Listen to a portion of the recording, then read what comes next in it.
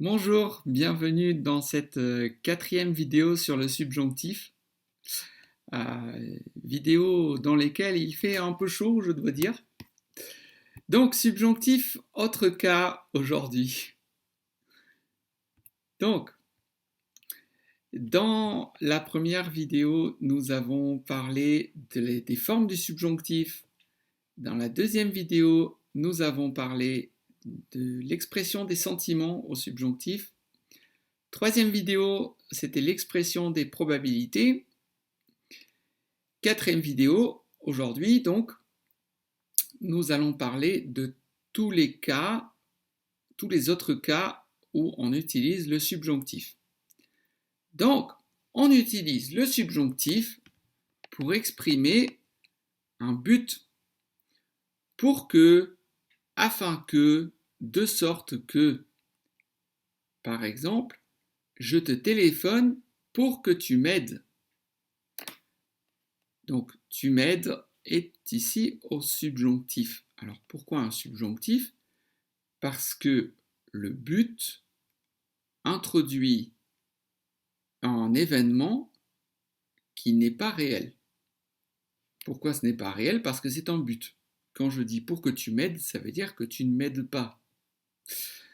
Ah, donc le but. L'antériorité, pour la même raison, il partira avant que tu ne viennes. On rajoute un ne qui n'est pas une négation, qui n'a pas d'utilité vraiment en grammaire. Avec avant que, en général, on rajoute ne. Donc il partira avant que tu ne viennes.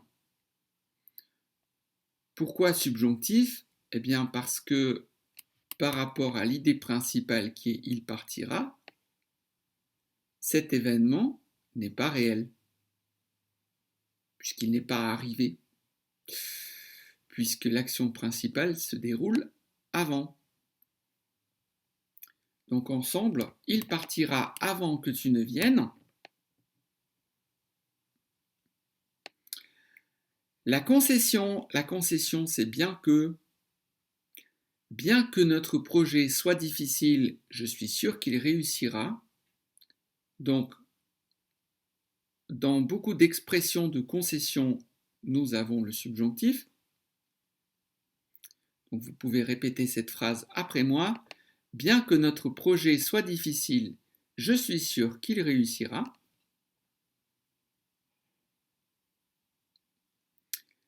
Et certaines conditions, tu peux manger des chips à condition que tu n'en mettes pas partout.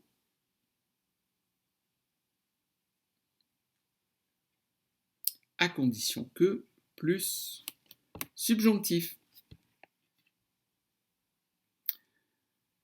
Bien, j'espère que c'est clair. Alors, c'est beaucoup de choses à retenir. Donc, petit résumé. Le but, en général, est exprimé par le subjonctif parce que le fait n'est pas réel. C'est un but. L'antériorité est introduite par le subjonctif aussi parce que cet événement n'est pas réel.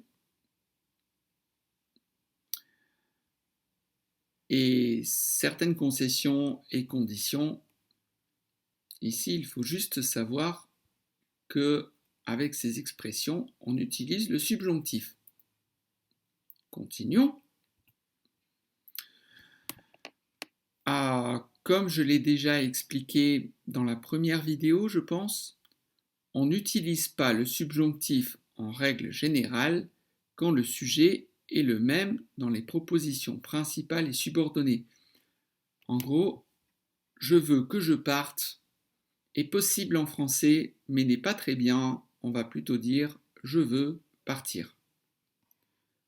Par contre, je veux que tu partes est tout à fait correct en français courant. Continuons.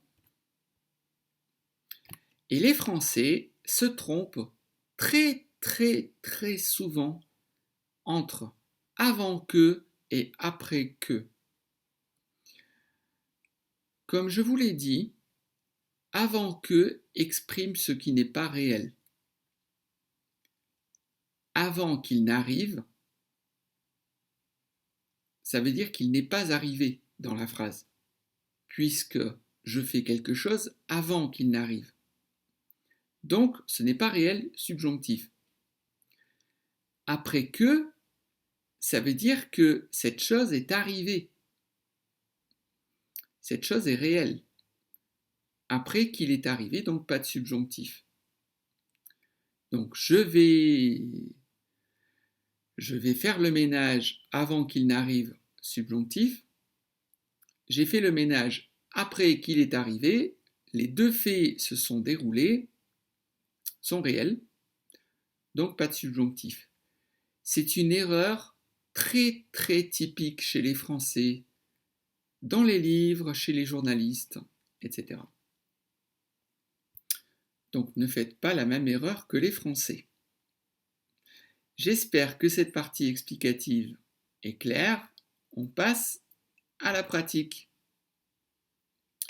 Donc pratique, prenez un cahier, un stylo. Je vous conseille de faire cet exercice sérieusement. Mettez la vidéo sur pause, correction dans 5 secondes. 1, 2, 3, 4 et 5. Correction. Mettez encore une fois la vidéo sur pause. Corrigez. Regardez si vous avez tout juste ou pas. Si vous avez tout juste, bravo. Sinon, vous pouvez regarder encore une fois la partie explicative et production. Alors, à vous de compléter les phrases par écrit ou à l'oral, comme vous voulez. Vous devez juste compléter les phrases.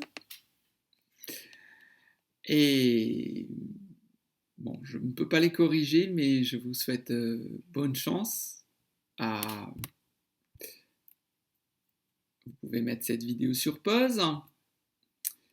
Et il me reste à vous souhaiter bon courage dans votre apprentissage du français. J'espère que cette vidéo vous aura été utile. Essayez de deviner quelle est cette très grande et magnifique ville du sud de la France qui est en photo ici.